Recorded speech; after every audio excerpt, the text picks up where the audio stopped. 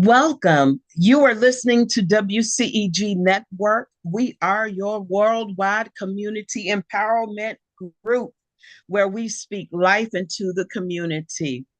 Log on to www.wcegtalkradio.com, or you can watch us live on your smart TVs on Roku, cable channel, YouTube, Facebook, and on LinkedIn.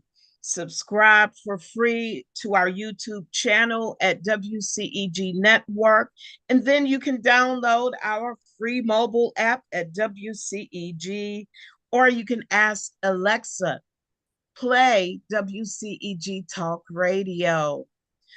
The thoughts and the contents of our show are those of your host and of our guests, and not of WCEG. And with that said, I am your host, Reverend Patrina White McClure, and I'm so excited to be here on Church Biz.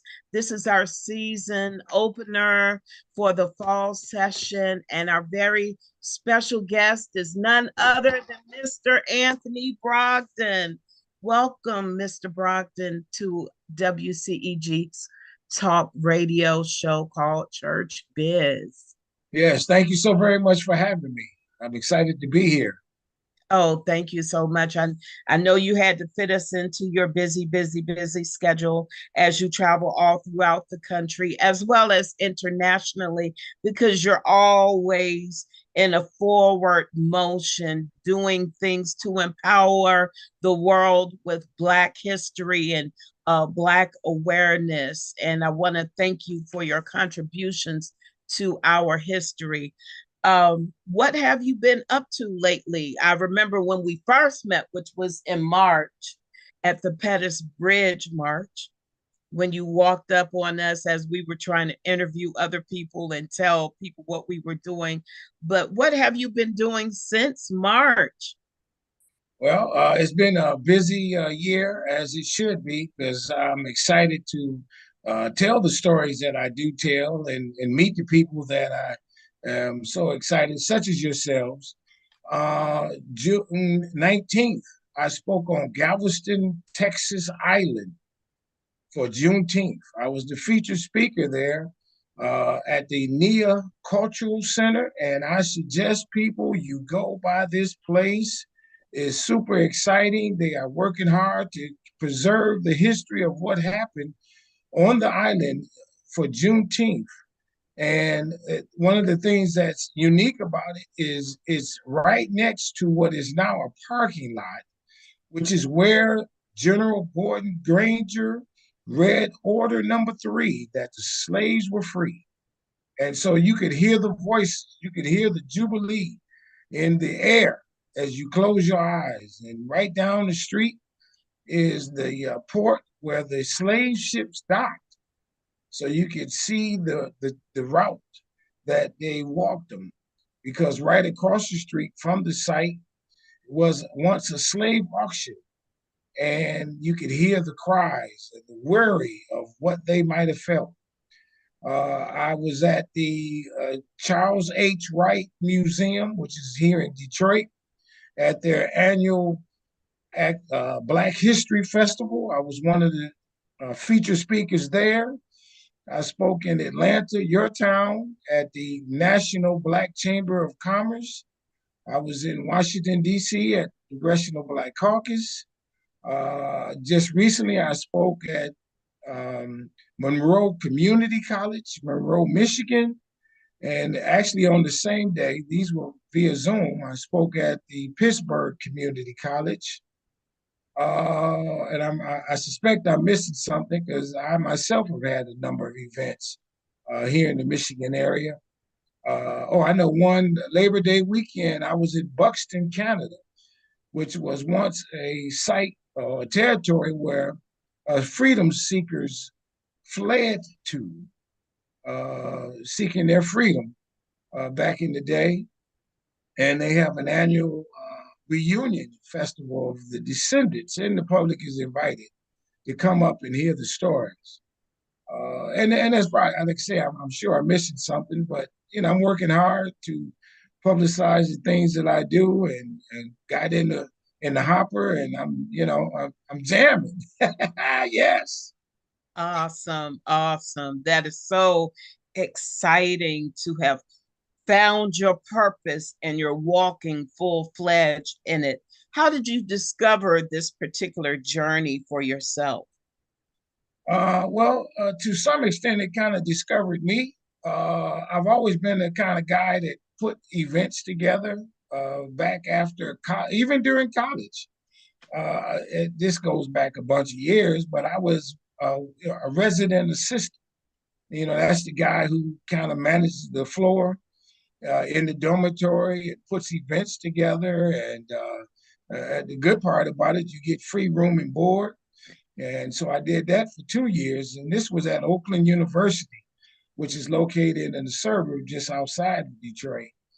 But and then I was the president of the Association of Black Students there on college. And then since then, I've always just done different things, and in particular, Black history has been my focal point. For about 3 years here in Detroit, I had an organization called Business in the Black, where we had monthly networking sessions, and we would honor some of Detroit's prominent business owners. And with a reception, we had a monthly newsletter.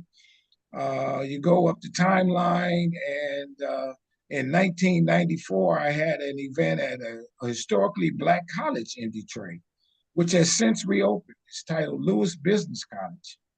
And I had business leaders who were all in their 70s and 80s. So they had operated, 30 years prior to that. So they, maybe in the 40s and 50s and 60s. And I had a panel discussion for them to talk about what it was like being in business back in the day. 20 years after that, I found that footage and said, oh, I got to do something with it. And that led me on this journey. Beautiful, beautiful to be able to hear where you can connect and further that conversation or highlight that particular community, because the push is on now among the younger generations to, be pro-Black, especially since the George Floyd uh, incident. I don't even want to say incident because he lost his life. Yeah, great. But since then, more people have been more conscious with Brianna, all the other deaths committed wrongfully against them without due trial. I love how they're pursuing that, but what can Black businesses do today to sustain themselves? A lot of them have gone to social media, so they're finding a lot of success that way. So what would you prescribe in today's time? Well, I think the one thing is, first of all, let's start with more people who have the inclination to be business owners, follow through. Uh, God will take you through the journey and see you through as long as you do the work. And so that means whatever work you have to do to provide a good, on the first hand, preparation, business plans, things of that sort. And then on the second hand, following through to do what you can to provide a good quality product and service. So, let's start there to encourage more people and those that are in business for them to do what they can to provide that good quality product and service, and do what they can to be successful in business. Because one of the things that happens is the business owners do a couple things. One, they encourage other people to want to become business owners. Give you an example. One might be thinking, well, Spike Lee might have been, and he wasn't the first Black to go into movies, but when he did, that encouraged other people to say, hey, Spike Lee can do it, I can do it too. And so that's one of the things that being in business and a role model, let's call it, can do to help uplift the community. The other thing is to talk about and do what you can to help others. That goes so far. So if you're in business, have that as your mantra. I'm in it to provide jobs for others. I'm in it to provide a wage and a decent living for others. I'm in it to be an example for others, and I'm in it to be able to give back to others who are not necessarily employees. When you have that attitude, that is one of those safeguards for your success. And on that note, would this also help curb some of the robberies that occur typically to the small business owner and especially the melanin colored business owner?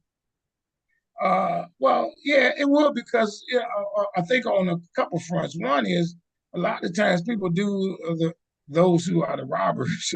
They do it because they need need money, and they look at it as no way of hope. And so, if there are people in their community who are operating businesses, those vacant stores have operations inside of them, then they will employ some of those who quite possibly would be the ones that will commit the crime. That's one angle. And then it's a sense of attitude that, there's a sense of pride within your community because you don't see the vacant stores and storefronts. And so I'm sure we encourage someone to say, hey, I don't want to rob because I want there to be hope within my community. And so I think both of those go hand in hand. Thank you for that. Also, to piggyback on that, how much impactful are your local laws? Because we're coming up on the general election for the president, of course, and some of the other attaching positions. But so many people are not understanding the impact of the local laws, be it, city taxes, city laws, all of these things that help impact the maintaining a Black business in the communities, not just our businesses, but any business. But a lot of people focus on the major election is what I'm trying to get to, but they ignore the smaller elections to their demise. Would you have a word for that? Well, I think a lot of it comes from the top down. If you have those in the White House and on a national level encouraging investment in small business, that quite possibly can encourage, and they provide resources themselves to the on the local front. So the local front now has those resources available that they can utilize to help the local business people. Uh, for example, many years ago, through the Clinton administration, they had enterprise zones. And what they did was they had specific areas within the city and said, those areas, we're going to provide extra resources, finance, so on and so forth, that would help develop those communities. And many times those communities were those that were in need most. And so the federal government provided this stimulus, which they then allowed the local community to utilize and to figure out who was able to take advantage of it. So it's the top down. And then it's just a sense of an attitude that uh, people have to overcome to saying that we are going to be a part of the solution instead of or not doing anything at all. So to answer your question, yeah, we got to be involved in politics because the politicians, nationally, statewide, locally, countywide, all have some influence on how things go. Thank you. Because so many people, you mentioned the keyword a stimulus prior to the stimulus.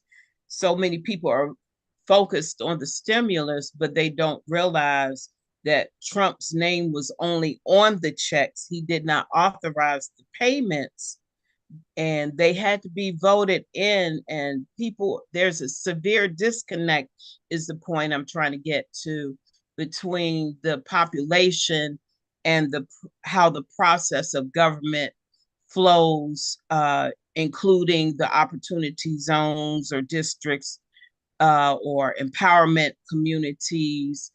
They don't see the connect. And I like how you said it has to come top down, but um, are there any movements among Black business to help push this topic, if you will, the Well, commitment? let me, if I may correct you just in this regard, it was the Biden administration that was doing the stimulus checks. Right. It was during his era that people, and I'm saying everybody almost across America was taking getting money to help as they were, the jobs and life in general was shut down because of COVID. That was not Trump. That was under Biden administration. And again, that's just an example of how the administration can do so many things. And it's almost sad how sometimes we kind of forget who did that and who did some of the other things. I'll give you an example. It was the Obama administration that saved the automobile industry. I think it was in some instances the Republican administration saying, "Hey, we need to let it shut down and then build it back up." And he counteracted that. And he came behind a Republican president who caused a lot of the problems. I'm not saying his, presidency in general, but it was under his watch. And so a Democratic president comes in, he does those type things, and that, let's say, makes things back on equal footing. And the same thing with the Biden administration. And they were the ones that gave the money for people to be able to, which they should have hopefully done effectively, use that money to pay bills, quality of life, and maybe invest to be prepared for when things when the money's ran out. How many of us did that is another story. But in terms of the Black Business Administration, your question, I'm sure that there are lobbying organizations. I know that that's one of the things that the Black Chamber of Commerce does, is they have lobbying entities that they go to Washington to help fight for the rights of Black business owners. There's a division within the federal government that also that's what their premise is. And so I'm a guy who thinks positive, and the positiveness point of it is that a lot of this is happening, and we might not know it. It was in the paper, you just didn't read. You just didn't take the time to read when they had some of these articles in local newspapers, social media, and even national papers like Wall Street Journal. Thank you for that. And just for a little clarity, the plates had not been changed to reflect Biden was the president at the time of the stimulus who authorized it. So Trump's name ran out on the checks, and a lot of our younger folks, they believe that Trump gave them the money. So since they're valuing instant gratification, they're placing the credit on that particular administration and do not understand that it was the Biden administration that authorized the payments of that. But do you believe the systematic conditions keep people in flight or fight mode or survival mode? Or how long should we use these reasons to not do better? But like you just said, the paper is out there, Yeah. but we have to promote that. Our younger generations is what I'm getting to. They're getting wise and more other things, but they're not seeing the value of, let's say, research and information found in the local newspapers. Because most of the ones that I talk to, I know that they don't have a subscription to the paper and all their online reading. Yeah.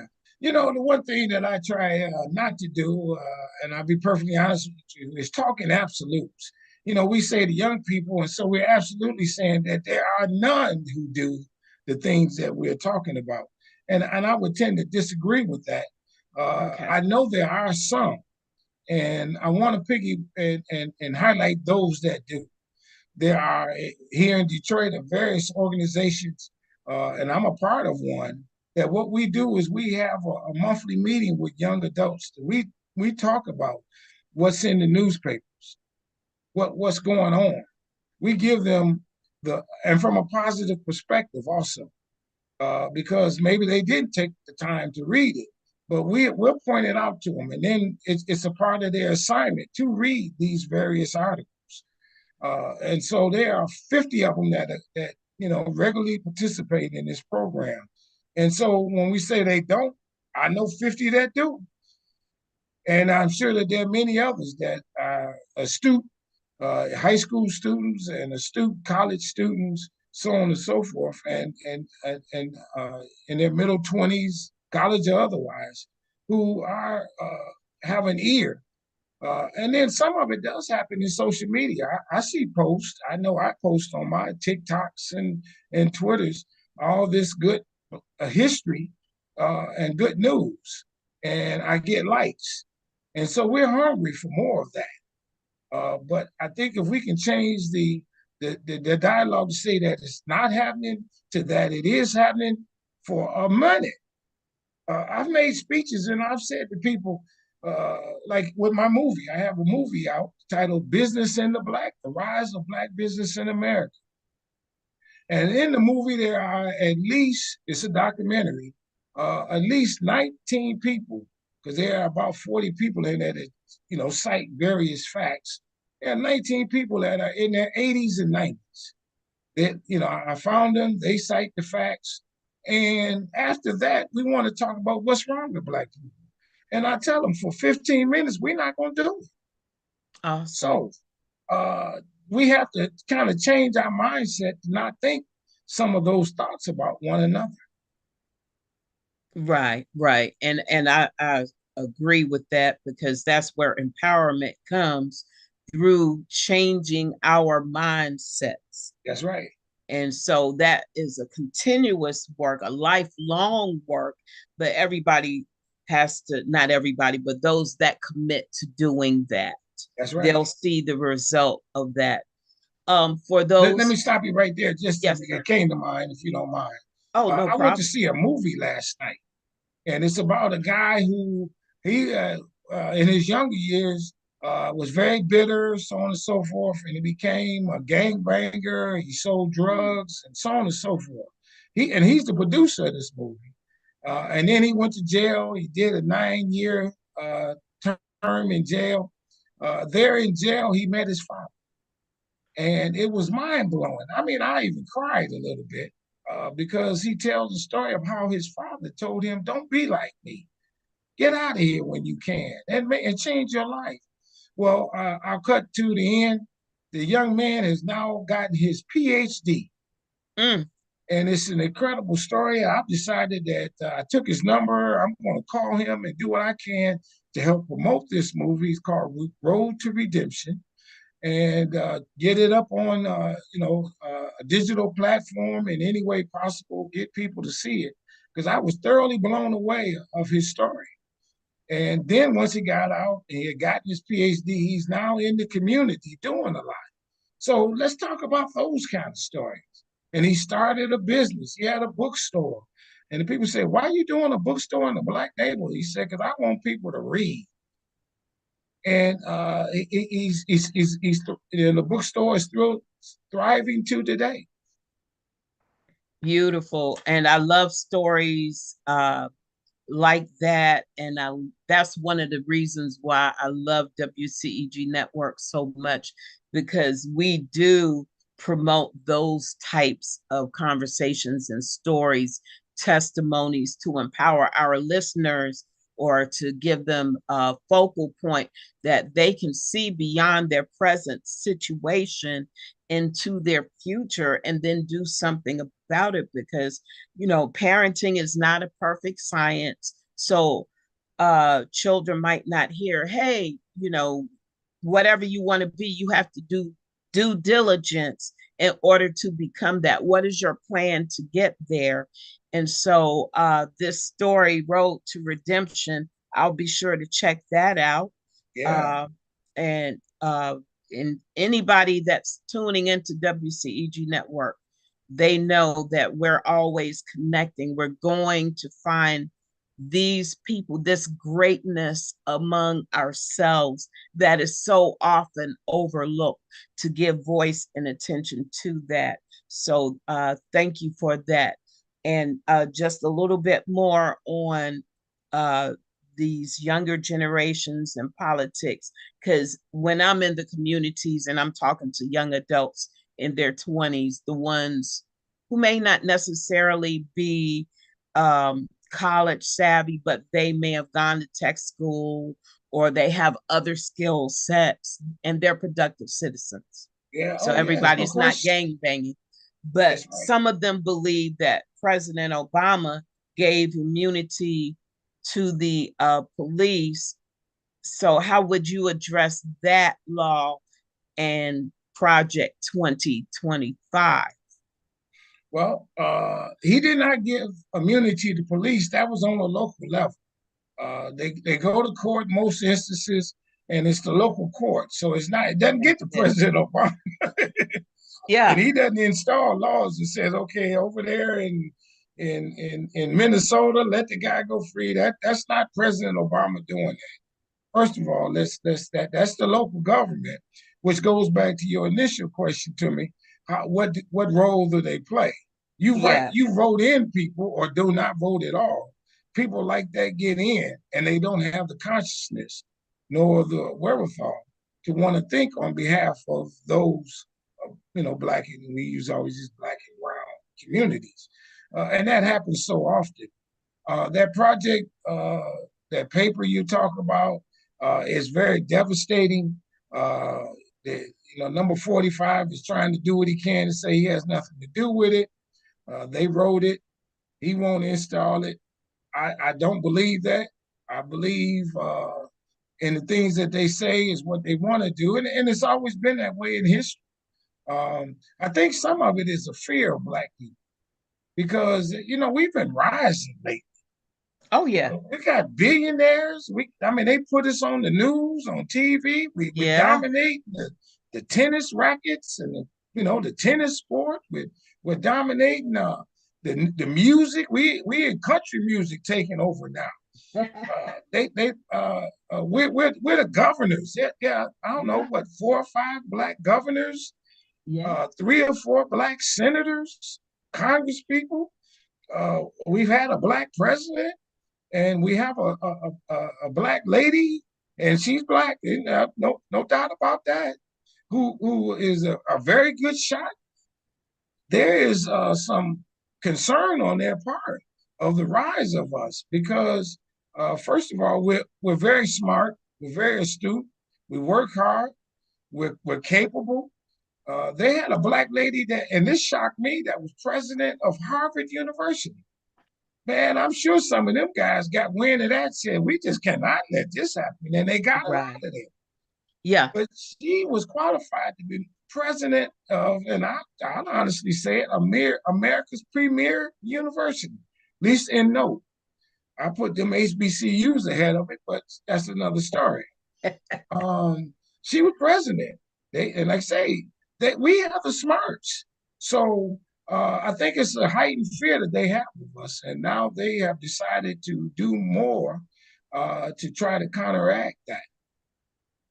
And I concur, because even during the debate between Vice President Kamala Harris and Donald Trump, he even said, they're outnumbering us. We're dwindling in numbers. Yeah. He even stated the fear. Yeah. And I'm like, wow, you're not that alert, dude. Yeah. You even put it out there. We know this, but you gave ear to it because it came out your mouth. And one thing I'm noticing, everything that they're saying they're not going to do, that's what they are planning to do. So we have to be responsible listeners and understand, like even when they say they're aborting babies after they're born, well, after they're born they're not aborted. However, it's not beneath you to even give those newly born babies a death sentence because you're threatened by their color. Yeah. Okay. And that's murder. Yeah, Yeah, what exactly. you and out the womb, you're a person. I mean, Ex- and there's some point in time when you're in the womb, you are too. I mean, that I is can correct. understand that, but out the womb, you're a person. You had to do something to that baby. So I mean, anybody with some sense, I would think, would say, hell, that makes no sense. But I really hope that Kamala Harris would do a commercial with all these grandiose things that he said. He says, I'm the greatest of all time. And everything he did in the largest numbers. Nobody is that perfect. It doesn't make sense to me. I've met nobody, and I don't want anybody to be that perfect walking on earth, and especially to be my president, because then they have no humility, and he Yeah, has none. And so, how do you say whatever you did is the best of all time, and you only human? And we can cite so many examples of I picked good people. Well, I don't know any administration that's had 20 people or 10 people who've gone to jail. and so exactly. you're wrong there. Let's just use that one on you. And so I don't know how political you're getting, but nonetheless, it's kind of amazing that if someone buys into that, but they buy into it because he's so committed to the things he says that he'll get you to drink the Kool-Aid if he gets enough people.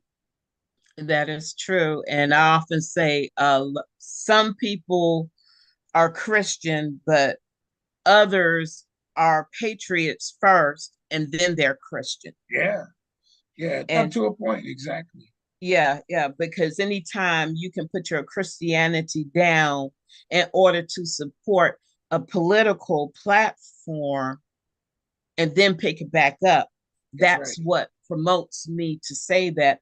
But also, I noticed that even down to the wire here in Georgia just last week, they changed the law to where all the votes will be counted by hand. First of Right, all, that's a cumbersome job.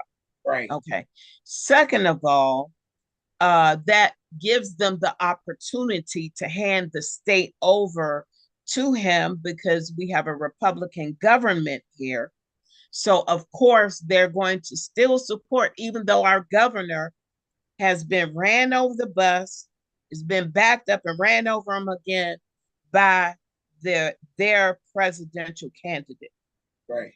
But yet and still, they set things up so that if they go ahead and go with it, they'll give him the Georgia in his hand with a bow tied on. Well, So I'm gonna say this, and I'm gonna say this. This is a Christian show, and I'll say, and all of them have some Christian values. God is going; He's watching this. He's not yes, gonna let this just go by the wayside. He did get elected. Let's say he didn't even win the popular vote the first time. But right, okay, so he got elected. We let that go, and then all the things that has happened, and in his administration, he was impeached twice. No one has ever had that happen. He said he's a convicted criminal. No one has ever let that happen. So God got us, and yes, we're going to have to keep following through on our part of the activity, and that is go out and vote. We yes, go out and vote. Now you can't blame all the black. If all the black people voted, that doesn't necessarily mean that who we voted for is the winner. But right, that's one block that you have. And then you have those conscious other races that when you get them involved, uh, it's a slam dunk, let's say. So you can't blame all the black people. And sure enough, you're going to have some that they stand up on the stage with number 45 with those T-shirts on. I don't know if they pay them to do it or whatever. But nonetheless, and there are people like that, you have them involved. So you're not going to get 100% of the for one reason or another. But those that uh, will not vote is a vote not in favor of who we might want. And then you complain, but you right. didn't vote. And Yeah, and, and each vote does count. It's gonna count one way or another. Yes, it will. Yeah, Yeah, whether you're indifferent or you vote one way or another. But I do want to mention that voter registration ends on October 7th to those who are listening in, and early voting begins October 15th.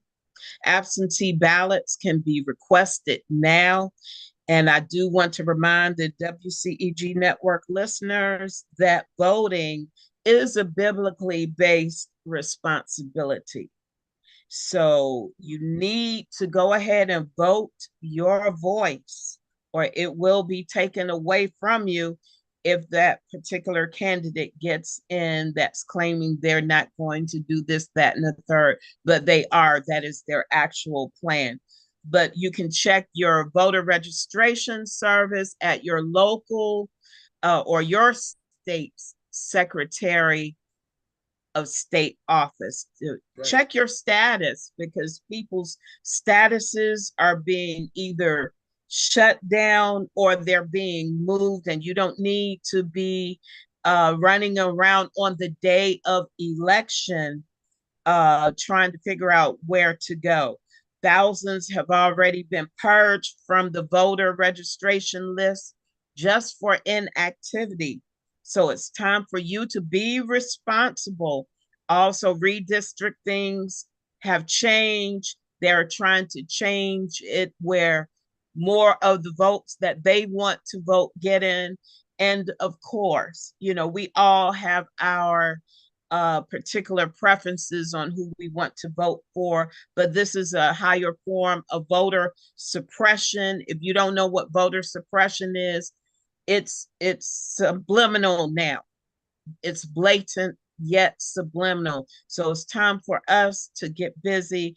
And that's why we like people like you, Mr. Brogdon, on the platform to remind us of who we are as Black people. I love that statement behind you. Love Black people, That's right.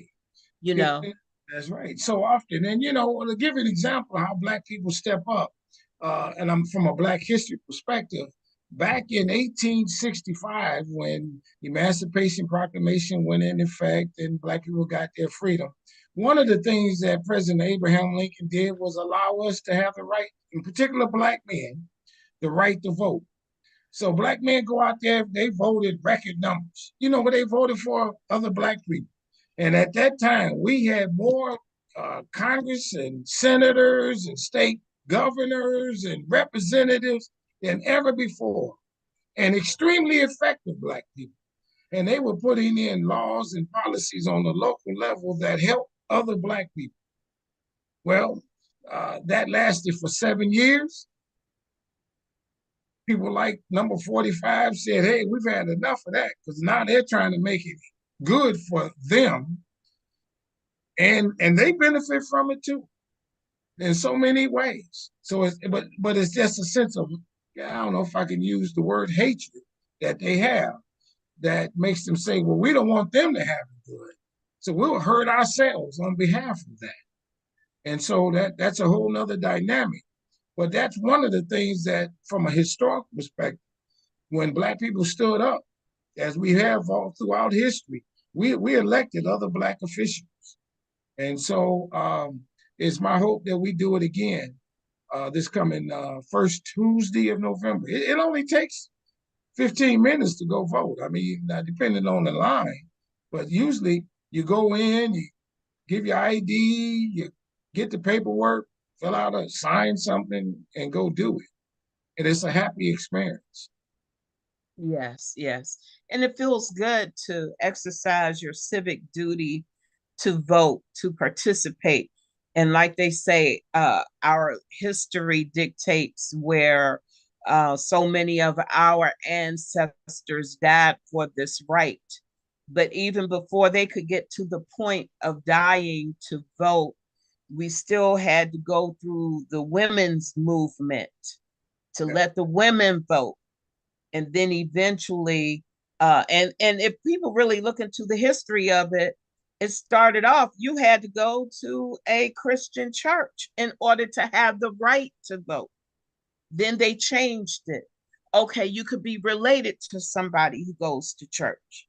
Mm. And then, as you go back through voter history, you see that there's been a progression of change, primarily to meet the needs of the governing officials at the time, whatever their agenda is. But if we expect to have a voice at the table, we have to participate in the voting process. That's right. And Let, so, yes, sir. yeah, Yes, sir. yeah. Let me give an example of a person who put their life on the line to vote was Ida B. Wells. Ida B. Yes. Wells was in jail because she was on a bus. I just saw this in that movie thing last night, a little clip. She was on a bus with 7 people who had just gone to get training to vote. And the police pulled her off the bus, they put her in jail, and then they beat her, because she just wanted to vote. But did that stop her? She said, all right, I already got the beating. So, and I'm still alive. So now I'm going to fight even harder. And now we know of her name. She had the accolades of speaking in front of congressional meetings and things of that sort because of what she did for strangers. That's the thing. She could do her one vote herself, but she wanted the populace of Black people to vote. And she took a beat down for that, literally killed him. She took a beat down for that. And the thing that the movie, the little clip that I said, that the sheriff had other Black guys do the whooping on them who were prisoners. They put their life on the line and said, you all got to be the one to hit them. This is Ida B. Wells, a lady who probably, I don't know, just a lady. She wasn't football player or nothing like that to take that beating just because she wanted the right to vote. There was another instance where they massacred almost 200 Black people, sharecroppers in Arkansas. It's called in Elaine, Arkansas, back in the day, because they wanted the right to vote. And when you vote, you're going to vote your conscience and probably vote against some of the people who don't have your best will at heart. And so you got to do it because others have given of their lives for you to have it. Now you got it, and you need to take advantage of it. Thank you for that. Now, time is getting away from us. We do want to talk about your books, your Okay. documentaries. You are a great filmmaker, a document series producer. So, what do you have on the table at this given moment? All right, on the table, which is literally on the table, is I got this movie, the DVD. It's called Business in the Black, The Rise of Black Business in America. I talk about enslaved Black people who went to college, enslaved Black people who own businesses. All right. And so much more, and that is streaming on Amazon. All right. I wrote a book on that same topic. The book has many more facts in it. It's over 200 facts. Same type information, but more thorough, let's call it. And that's on Amazon. I did a children's book. Tell your kids to read this or read Yes. it to them. It's 30 rich Black people in the 1800s. The book is titled They Did It. That's and all this can be found on my website, which is businessintheblack.net. The other thing that I do is I have a podcast similar to yourself, and thank you so very much for allowing me to say it. It's titled Strong Inspirations, where I interview people around the world for them to tell Black history stories. And I have over 500 people that I've interviewed, not all Black people. For example, when I was in Selma with you and Penny and ran into you, there was a white guy walking around. I ended up introducing myself to him. His great-great-grandfather was the largest enslaver in Mississippi. And now he's walking around telling people he wants to, in his own way, apologize for what his grandfather did. Incredible stuff. So I interviewed him on the show. I got Frederick Douglass's great-great-grandson on the show, Ida B. Wells, Madam C.J. Walker, Josh Gibson, a lady who integrated the school in Jacksonville, Florida. She said those kids, and this is in the 60s, those kids did all they could so she could not graduate with them. putting tacks and rats and roaches and everything in her chair. One day they beat her up. Principal wouldn't even allow her to use the telephone to call home to get help. She stumbles across the street, calls the home. Dad says, hey, well, you don't have to go back to that school. Let's go to the black school. She says, no, I'm going back. She graduated and now has her PhD. And now they got honors all in, her name on the walls in the buildings and stuff like that, clearing their conscience. Some who say that wasn't right. So that's some of the videos on my broadcast. I got And a can you calendar say coming the up. name of your podcast again? Strong Inspirations. Okay. Everything I do is the word strong. In my world, strong stands for strength, tenacity, resilience, and a sense of oneness, nobility, and grace. That's strong. What I do, I try to be a strong guy. I'm out here to try to enlighten some people and also put light on others, like that guy who did that movie I went to see. And what I'm going to try to do to let people know about your show and enlighten them about the good things that you're doing. There are a lot of good people out here that are really moving and shaking. And we need to pay homage to them and give them their due and tell others about them. I got a movie coming out. I hope it's in February, titled They Did It. About 12 rich black guys that lived, not black guys only, but black people that lived in the 1800s. I speak around the country on this. I gave you an example of a few places at the beginning. One of them I did forget is I was on Martha's Vineyards during the Black Film Festival. Spoke there. All right. I'll be in Atlanta twice. I'm speaking in the St. Helena Island for the Penn Center Festival, Gullah Geechee corridor. That's the first week of November. I'll be back there on the 20th, and I'm putting speaking engagements, together when I come back for the Black School Educators Conference. I'm speaking at that. They need to understand how to keep Black history alive in their schools, specifically in the fight against some of those states like Texas and like Florida that's doing what they can to limit what we know. But there's a lady out there, and not just one, but many. There's a man out there, not one, but many. But one lady I'm featuring, and her name is Rhonda Thomas. She's the executive director of Faith in Florida. It's a civil rights activist group that is putting the churches together and other entities so that they can keep Black history alive. We don't stop, but we got to understand that we don't stop, and let's pay homage to those who are putting their life on the line for strangers so that the movement keeps going. It always has been that way. Businessintheblack.net is my website, everybody. Get you a copy of the book. Every 10th book I sell, I donate one to a school. I want the kids to know this. Frank McClure in 1777 was born enslaved. The brother was so bad, the enslaver allowed him to keep some of the money. Frank bought his freedom, did not stop there, but the freedom of 18 other people. He then leaves this plantation. He moves to the state of Illinois. He buys land, and he's the first Black to incorporate a township called New Philadelphia, Illinois. Frank McClure. Madam C.J. Walker was not the first Black millionaire. She had a lot of money, but there were others before her who were wealthy as she was. Maybe not $1 million, but if you put it in equivalent terms, it was $1 million. Mary Ellen Pleasant. How about William Leesdorf is a Black guy. He's the founder of San Francisco. People don't tell these stories. Wow. This is the kind of things that I talk about. In your hometown, Atlanta, we got people that was like Alonzo Herron, Atlanta Life Insurance Company, Black man. We had Black Citizen Trust Bank. We had the Daily World. We had newspapers. We got Auburn Avenue and all that's going on. And what happened with Dr. King and him giving up his life?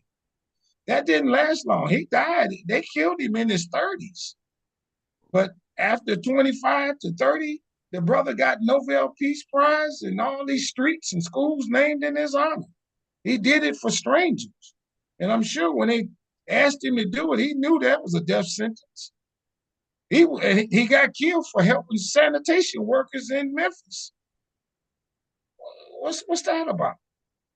Let's talk about the good Black history. So those are the things that I do, everybody, and much more. I'm speaking. I come to your church. I come wherever and tell these stories. And for the time I'm up there, I want it to be all positive.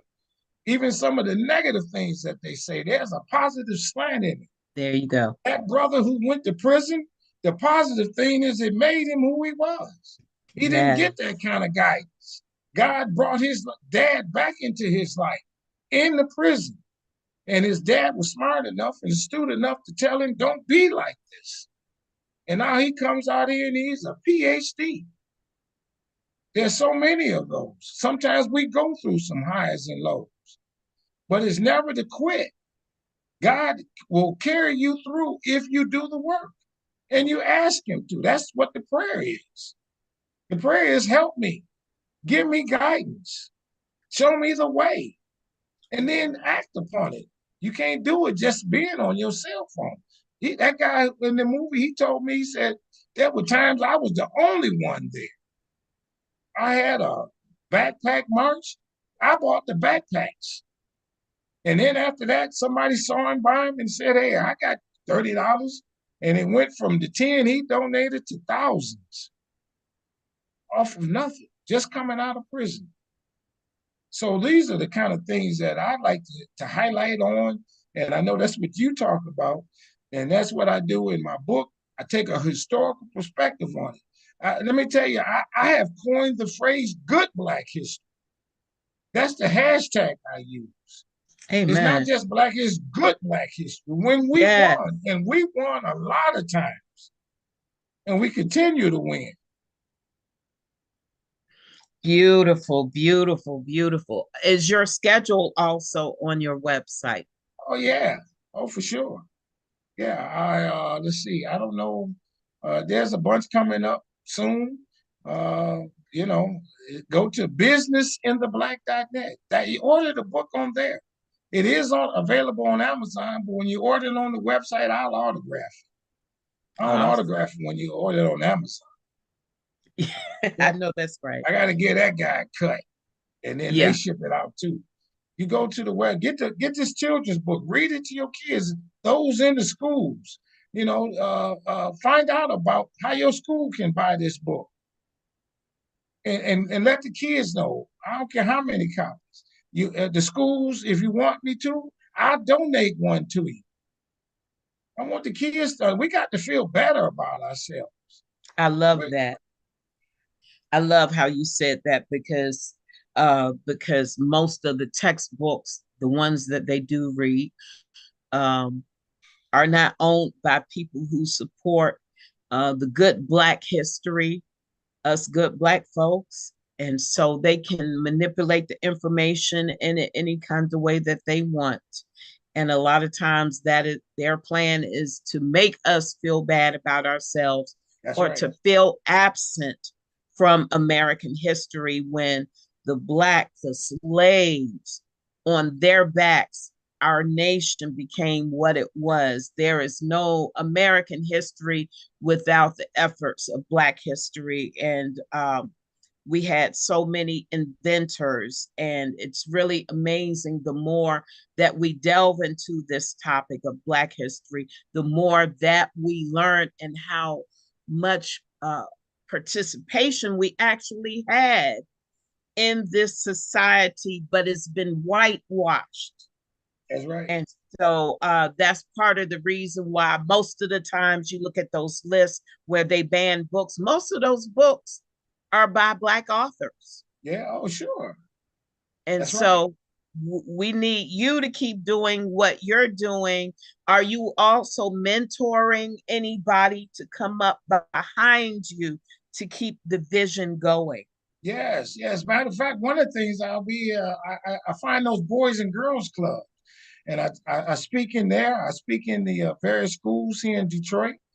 Um, uh, I do what I can to find someone that goes to the things that I speak at, especially young people. And so the answer is yes. I'm a middle-aged guy. And so I want there to be people that hear the story and also do likewise. And then encourage those who are doing it, in many respects. Say nice things about them. Don't say, oh man, this is hard work. There's no, late nights. It's no fun. No, tell them the good things about it. You get to go on shows like yours. This is exciting for me. I'll be perfectly honest. I couldn't sleep well last night. I was looking forward to the time that we clicked on and said it's showtime, and the lights went on to come in front of you all to tell this. So yeah, you write a book, you get to get on her show, and a good There book you too. go. Yeah, this is good stuff. Yes. So thank you so much. And we're almost at the end of the show. We have what, about 3.5 minutes left. Are there any things within our nation or our communities? You've already touched on a lot of it that we're not giving attention to. That's kind of a subdued issue. It's there, but we're not calling, whether it's parental responsibilities, communication. What things would you call the average person to look at as they pursue being astute or educated in Black history?